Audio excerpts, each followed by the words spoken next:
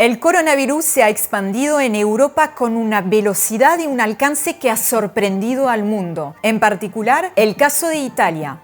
Para el 19 de marzo, Italia ya superaba a China en número de muertos. Italia, con unos 60 millones de habitantes, superaba a China, que tiene casi 1.400 millones de personas. No habían pasado ni 2 meses desde la confirmación de los primeros casos de COVID-19 importados por turistas a la península y ya sumaban 3.405 las víctimas fatales.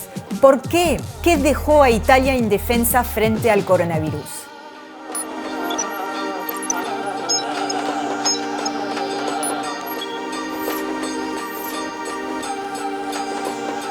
Se habló mucho de la demografía como un factor determinante en la expansión del COVID-19 en Italia. El país es uno de los más viejos del mundo, junto a Japón, con el 22% de la población, o sea, 14 millones de personas por encima de los 65 años de edad. Y se sabe que los adultos y las adultas mayores son especialmente vulnerables frente al coronavirus.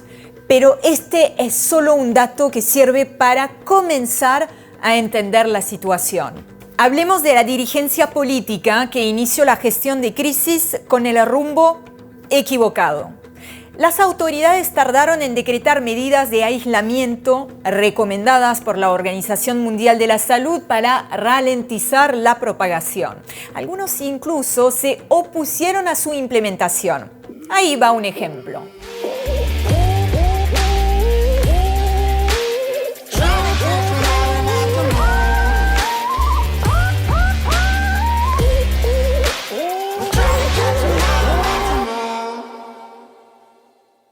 A finales de febrero, el alcalde de la ciudad de Milán, Giuseppe Sala, lanzó la campaña Milano non si inferma, Milán no para. Milán, que recordemos es la segunda ciudad más poblada del país después de Roma y que es también la capital de la región de Lombardía, la zona cero de la epidemia en Italia. El 27 de febrero, el secretario general del Partido Demócrata gobernante, Nicola Zingaretti, participó de un aperitivo en Milán en apoyo a la iniciativa del alcalde. El objetivo, reavivar la economía del país. Acá lo dice el propio Zingaretti en un tuit. Menos de 10 días después, el jefe del PD dio positivo con el coronavirus. Y con el paso del tiempo y la multiplicación de los casos, el alcalde milanés debió reconocer que la campaña había sido un error. A nivel nacional, el gobierno de Giuseppe Conte recién definió restringir los movimientos de la población cuando ya sumaban miles los infectados y más de 400 los muertos en el país. Tarde. Al mismo tiempo, y sin minimizar ninguna responsabilidad política, está bien tomar en cuenta que Italia fue el primer país impactado por el coronavirus en Europa. El único ejemplo que tuvo para entender y hacer entender la magnitud y la gravedad de lo que se venía fue China. Pero esos primeros pasos en falso fueron, y son todavía, una advertencia para el resto del mundo. El aislamiento tiene que ser implementado lo más temprano posible y de manera contundente. Decíamos, varios factores hicieron que Italia quedara con defensas bajas frente al coronavirus. Hablemos de cuando la gente se trasladó de manera repentina y masiva de un lugar a otro del país y las consecuencias sanitarias de esos movimientos. ¿Quieren un ejemplo? El 19 de febrero, en el estadio de San Siro de Milán, Atalanta se enfrenta a Valencia en los octavos de final de la UEFA Champions League. Atalanta Bergamo Calcio, de la ciudad de Bérgamo, en la región italiana de Lombardía, de donde más de 40.000 hinchas viajaron para vivir esa cita histórica. Versus Valencia Fútbol Club de España, de donde viajaron cerca de 3.000 personas y cantan y gritan y se abrazan. El primer contagio local fue registrado oficialmente el 21 de febrero, pero todo apunta a que el coronavirus ya venía circulando semanas antes de esa fecha. De hecho, se cree que el encuentro deportivo Atalanta-Valencia aceleró los contagios en Italia e incluso en España. El alcalde de Bérgamo, Giorgi Gori, lo llamó bomba biológica. Ahora fíjense, esto también es Bérgamo. Las imágenes son demoledoras. Muestran una columna de camiones del ejército trasladando féretros. En la ciudad de poco más de 100.000 habitantes, los crematorios fueron rápidamente desbordados por la cantidad de víctimas fatales que tuvieron que ser incineradas en otros municipios de la zona.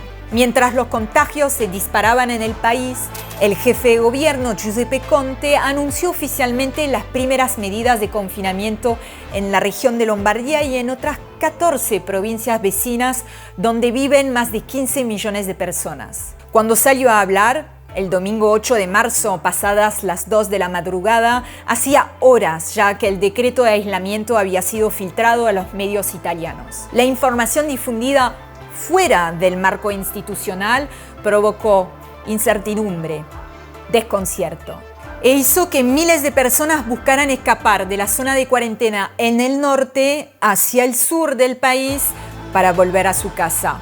Un caos de gente.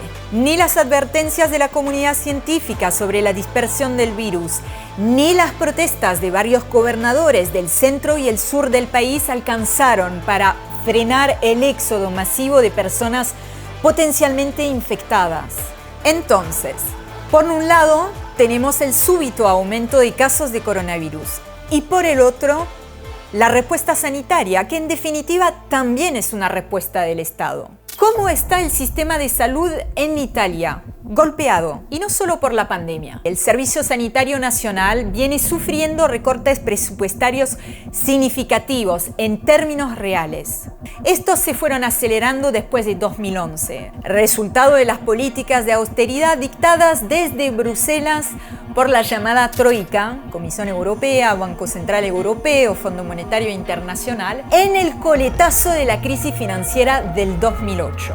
Un estudio de la Fundación Italiana Gimbe, publicado en septiembre de 2019, da cuenta de un ajuste en salud de 37.000 millones de euros en casi una década, con consecuencias muy concretas como la reducción del personal sanitario, el equipamiento o las camas hospitalarias. Por supuesto, hace falta tomar distancia, una distancia que todavía no tenemos para interpretar la realidad, más todavía cuando se trata de una situación de emergencia sin precedentes como esa. Pero en Italia, como en otros países de Europa, los trabajadores y las trabajadoras de la salud venían alertando sobre la crisis del sistema sanitario mucho antes del coronavirus. Lo cierto es que los hospitales italianos fueron rápidamente saturados. Los pacientes se vieron a veces sometidos a la difícil decisión del cuerpo médico sobre a quién atender primero.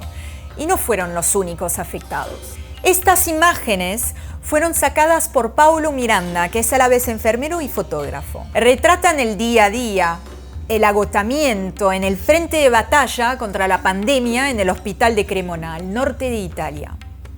A mediados de marzo, los médicos y médicas, los enfermeros y enfermeras y los auxiliares representaban más del 8% del total de la población infectada. El principal problema radicó en la falta de dispositivos de protección personal, como los barbijos, la falta de hisopados, el despistaje, para saber si están enfermos con coronavirus, y también la falta de protocolos adecuados. Un grupo de médicos del Hospital Papa Juan XXIII de Bérgamo destacó en una carta pública la necesidad de pensar un enfoque sanitario distinto, con una atención centrada en la comunidad, como sería la atención domiciliaria o las clínicas móviles, en lugar de alborotar los hospitales con pacientes infectados que contagian a pacientes no infectados y convierten además al personal médico en portadores del virus. Resumiendo, ¿qué dejó a Italia indefensa frente al coronavirus? No hay una sola respuesta.